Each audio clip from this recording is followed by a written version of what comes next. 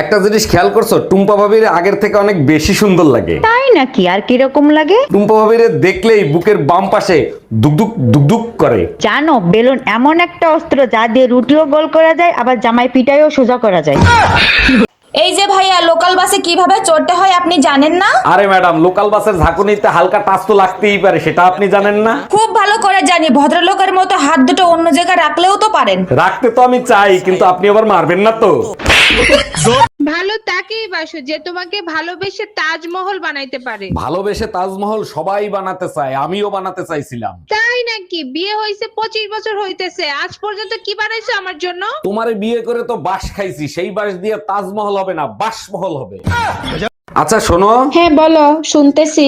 তুমি আমারে রান্না বান্না করা শিখাইছো, থাল বাসন ধোয়া শিখাইছো, কাপড় কাচা ধোয়া শিখাইছো। এখন তো আমি সব পারি, এখন তার তোমার প্রয়োজন না, তুমি বাপের বাড়ি চলে যাও। এত কষ্ট করে শিখাইছি বাপের বাড়ি যাওয়ার জন্য না, বসে বসে খাওয়ার জন্য সোনা। তোমারে বিয়ে করিয়া আমি নদীর মধ্যে জাপ দিছি।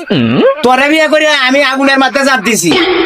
গে দেখো গা, আমার বাপের বাড়ির মানুষে কত শান্তিতে আছে।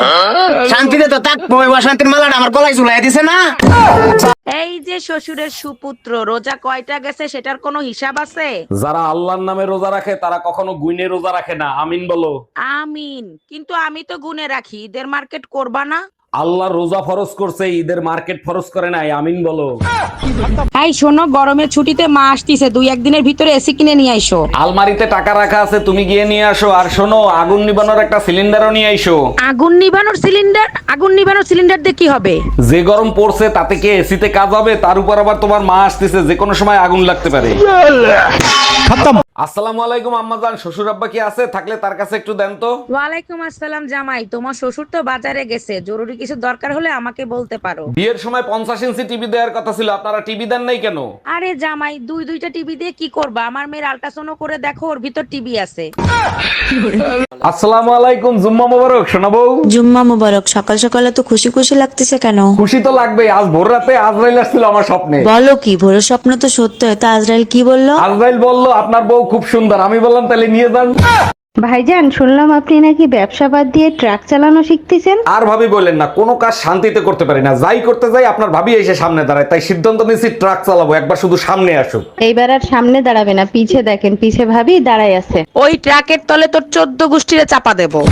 আজকে প্রমাণিত হলো তোমার বংশটাই হলো পাগলের বংশ। একটা বাজে কথা বলবা না। কিভাবে প্রমাণিত হইলো আমরা পাগলের বংশ?